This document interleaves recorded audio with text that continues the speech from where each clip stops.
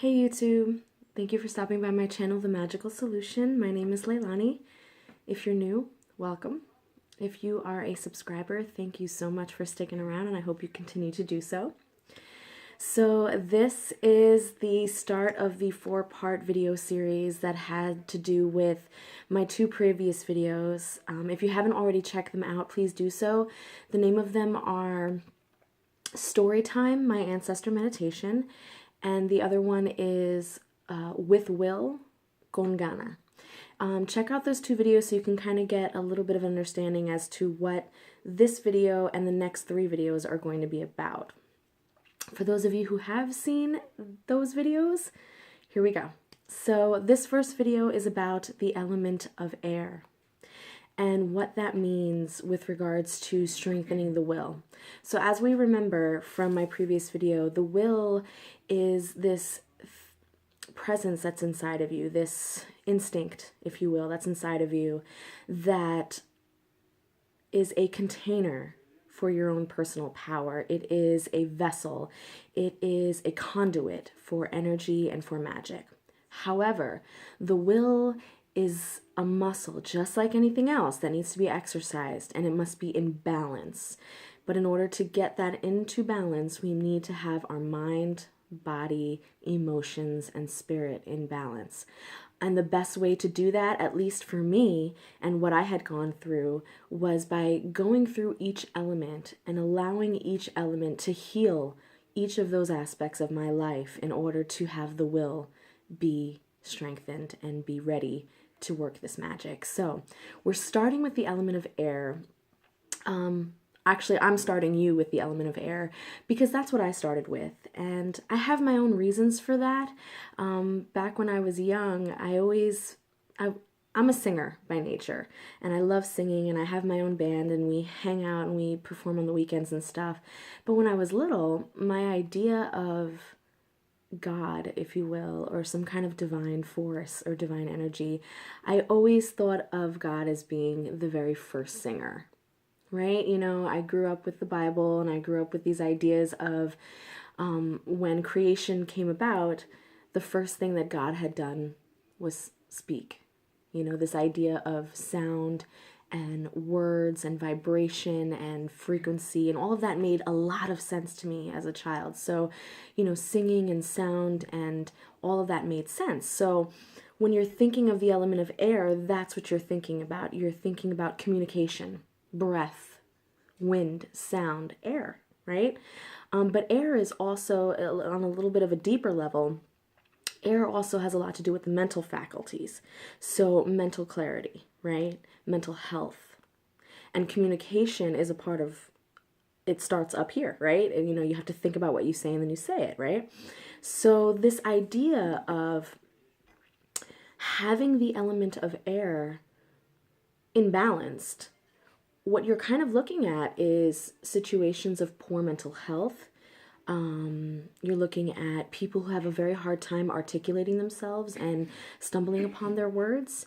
You have people who have just poor language in general, don't know how to formulate sentences, don't have a wide vocabulary, tend to be very reactive with their words and very piercing with their words as opposed to caring and nurturing and understanding with their words. All of these things would be what it looks like to have an imbalance of air.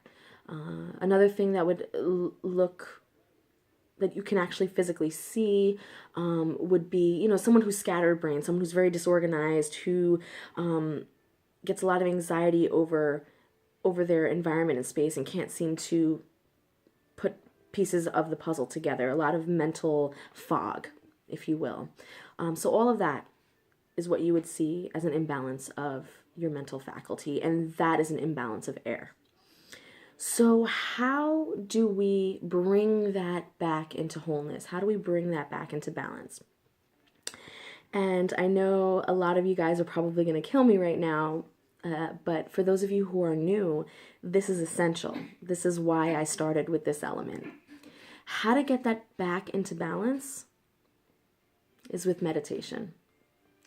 I know. Everyone is just so fearful of that word, and I don't understand why. A lot of it has to do with, people often think that meditation is this one kind of activity. You sit all cross-legged and you get into like this Zen-like, Buddha-like environment in your mind, and you're supposed to have nothingness, and it's not that complicated. It really isn't. That's number one. Number two, there are hundreds of different ways to meditate. It's not just this one track kind of process, right? So let me show you how I did, or let me tell you how I did it. So for me, to bring, sorry for all that noise. My landlord lives upstairs and she has a bunch of dogs. So if you heard that, I apologize. For me, to bring that mental state and to bring that energy of air into myself, to kind of clean everything out and to balance everything out, what I had done was I went outside on a nice, beautiful, sunny day, and I just sat on my front porch and I listened. And that's it. I listened without projecting my thoughts onto anything. I just simply listened. Now, for some people, they're going to think that because they live maybe in an urban area, that there might be too much noise, that they feel like they have to go to some sort of woods or some kind of quiet place. Let me just tell you right off the bat, that's not necessary. Okay? If you live in an urban place, it's totally okay. So what I want you to do to practice this, okay, is to go outside and listen. And what you're going to do is, first and foremost, you're going to feel the air. The idea is to connect with the energy of air. So first, just feel it. Allow yourself to feel it on your skin. Allow yourself to breathe it in. Allow yourself to almost taste the air if you can. And smell it. What does it smell like? What does it feel like? What does it taste like? What does it do to the surface of your skin? What does it do to your insides when you're feeling those things, right? And just kind of take that all in, process all of that, say thank you to it for visiting you. And then the next step would be to then listen to everything around you. So start off with the things that are nearby. Cars passing by, dogs walking down the street, kids chattering across the street, right? Mothers upstairs clanking pots while they're cooking or washing dishes, right? People mowing lawns down the road. Whatever you can pick up that's nearby, simply listen to it, identify it, and then let it go.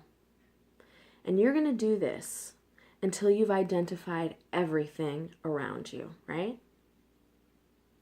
You're going to say thank you for that. You're going to release all of that. And then you're going to listen harder. Okay? And when you start listening harder, you're going to start being a little bit more attentive. Like, go past that mundane veil. What is behind the cars and the kids and the dog and the lawnmower and the clanking pots? What's behind that, right? Now you might pick up on chirping birds or squirrels running up trees and little, those little walnuts falling down, or maybe the rustling of leaves, or when somebody's walking, the gravel underneath their feet, right? So now you're starting to pick up on those subtle, mundane sounds, right? With every sound, you're going to identify it, and then you're going to let it go. Say it out loud. That's the key. Say what you've identified out loud, because communication and mental faculties are the two things the two keywords I kind of want you to walk away from with this video with regards to the element of air, right? Mental clarity, communication. And both of those things require listening, right? So that's a trifecta that I want you to kind of walk away with this video, right? Now, that's going to take a while. That's going to take about 10 minutes, right? let's just say you don't have 10 minutes. Let's say you're a very busy person. You know, you work 3 jobs, you have a bunch of kids, you have to take care of your parents because they're sick. You have so much on your plate, and you're just like, I have 0 time for meditation. What else can I do to get myself and my air element into balance? What else can I do? Well, one of the things that I did was intentional communication. All right, so intentional communication, what that means is planning your words before you say them, and that requires you to slow down. And that means even in a face-to-face conversation with someone. All right, no one is going to think that you're weird in a conversation just because you speak slower. No one's going to think you're strange just because you take a few moments to stop and think about what was just said to you. All right, there's a lot of anxiety that I notice in conversations between people. This need to kind of fill in the gaps and to fill in those silences. This need to respond to a question or to say their thoughts like immediately. As soon as they have the thought, they want to say it. Even if that means jumping over a person's conversation or interrupting a person in the middle of their sentence. And those kinds of things is what I was trying to tell you guys in the beginning of the video about identifying an imbalance of the mental clarity. That's an imbalance. That's someone who has a lot of anxiety, who needs to just say something and has to and they don't think before they speak, and oftentimes it's very awkward, and they tend to sound high strung, all that. The balance where that comes in, where you can practice this, is in communication with people. You can start with family and start with friends and just slow down. Listen. Process. Formulate. Then communicate, right? When you're doing this, you're changing your brain. You're changing how your brain functions, and you're rewiring stuff, and you're teaching your mental thoughts how to slow down and how to give you the right information and how to listen to yourself properly. Those are pretty much the 2 things. Yeah, those are the 2 things. So if you have time, meditate.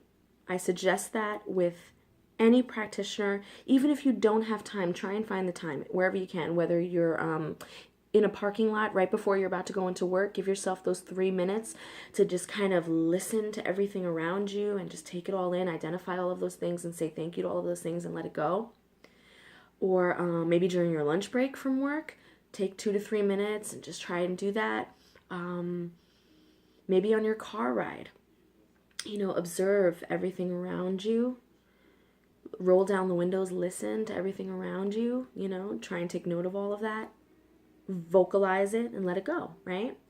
So those are just some exercises that I really, really would like you to start with, because that's what I started with, and it really helped. It set the foundation for me, because meditation it leaks into every single thing that you do, magically, every single thing. There is not one spell work or ritual or whatever that doesn't require you to meditate, to hone in, to focus, right? Because after all, the will is a couple of things. It's about focus, it's about motivation, it's about determination, and it is about discipline, right? So all of these things identify the will as it is. And air is the focal point, is the focus word of those 4 words that I gave, right? It's honing in on that thing. If you do not have control of your thoughts, you do not have control of your magic. Period. End point. Blank. Nothing more needs to be said. If you do not have control of your thoughts and your mind and your words, you do not have control of your magic. That's it. So start with meditation, practice with communication, and get back to me. Give me a response video, leave some comments, let me know how your progress is going with this. I'm going to be posting the next 4 videos, but like I said in my previous videos, start with the element that you feel like you have the most weakness in and start there. If you don't know what your weakness is, where it's at, start with air. Meditation is key. Meditation is where it's at. Once you've mastered this very simple idea, then you can kind of jump into different forms of meditation, because there's all different kinds. There's breath meditation, there's visualization meditation, there's hypnotic meditation where you're hypnotized on one particular visual stimuli, so like a flame or whatever. There's so many different kinds to play with. Start off with this, where it's just listening. Because another piece of communication is this idea, and I said this in my very first video, Storytime Ancestor Meditation. Communication is essential when it comes to working with spirits and with the divine, and specifically with yourself. Because you have a higher self, you have a piece of you that is very much wise and knows what's going on and has been here the whole time. And this inner self tries to communicate with you all the time. If you practice listening, active listening, attentive listening, without projecting, without creating tension, you will find ways of listening to yourself, listening to the spirits, listening to the divine, whatever it is that you work with, and you will be guided a lot more smoothly. I promise you that, okay? So I hope you enjoyed this. I hope this video was helpful for you. Again, leave a comment or a video response of your experience with this particular element. Let me know how you're doing. If you have any more questions, feel free to email me or leave a comment below. And thank you so much. And my next video will be the element of water. So stay tuned with that. Make sure you like, comment, subscribe, and share, and I will see you soon.